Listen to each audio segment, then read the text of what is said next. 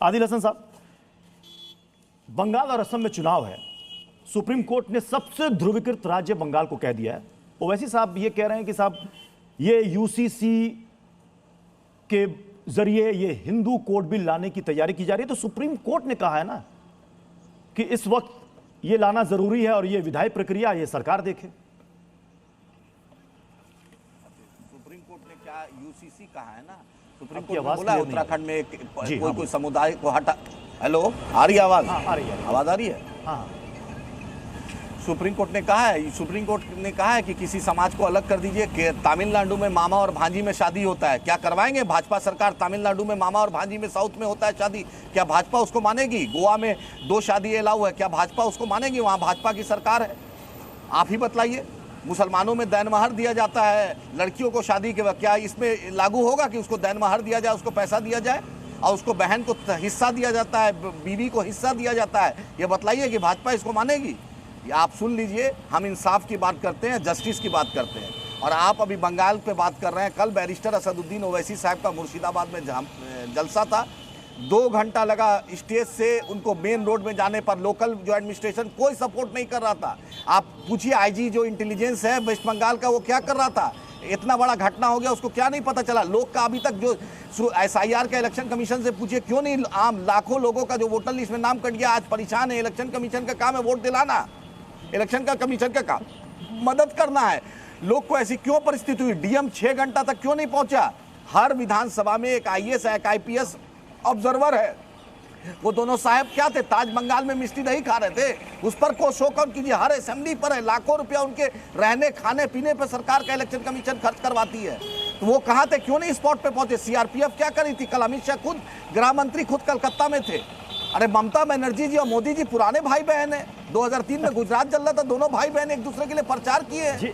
ममता बनर्जी ने SIR का मुद्दा लोकसभा में उठाया। ये बार बार AIMIM और असदुद्दीन ओवैसी ये बार बार कहते हैं कि अटल बिहारी बीजेपी और TMC एक सिक्के के 2 पहलू हैं। यही बात उनके प्रवक्ता भी यहाँ पर कह रहे हैं। आप दोनों से जवाब मांग रहे हैं TMC और बीजेपी से कि अगर वहां पर law and order out of control हो रहा है तो इसकी जिम्मेदारी किसकी है? तो सिन्हा जी, इस वक्त तो इलेक्शन कमीशन अपना काम कर रही है, वहां पर लॉ एंड ऑर्डर को व्यवस्थित कर रही है। लेकिन ये देखिए, AIMIM बेगानी शादी में अब्दुल्ला दीवाना हर राज्य में पहुंच जाते हैं, इनका कोई एजेंडा नहीं होता। उसके बाद हर राज्य में बोलते हैं कि हर राज्य में बोलते हैं बीच में मत बोलिए, हर राज्य में बोलते हैं कि बीजेपी और कहीं बोलते हैं बीजेपी कांग्रेस मिली हुई है, कहीं बीच बोलते हैं बीजेपी TMC मिली हुई है। बात यह है कि आज ये लोग भी TMC के कुशासन की निंदा नहीं कर पा रहे हैं। TMC के लोग गैर लोकतांत्रिक परंपराओं का, उनके गैर लोकतांत्रिक बिहेवियर का निंदा नहीं कर पा रहे ये लोग, और कहीं ना कहीं TMC के ही समर्थन में आए ये लोग। देखिए, आज मुद्दा से भटकते नहीं है। ममता बनर्जी ने जो हिंसात्मक प्रवृत्ति दिखाई है, TMC ने जो हिंसात्मक प्रवृत्ति दिखाई है, उसकी जितनी निंदा की जाए उतनी कम है। मैं आपको बता रहा हूं कि 13%, कुल मिलाकर 13% इलीगल वोटर्स तो गुजरात से भी हटाए गए हैं। तो कहां भेदभाव हुआ है? कहां ऐसा हुआ है कि कहीं ये जिस राज्य में हम हैं वहां इलीगल वोटर्स नहीं काटे जा रहे हैं?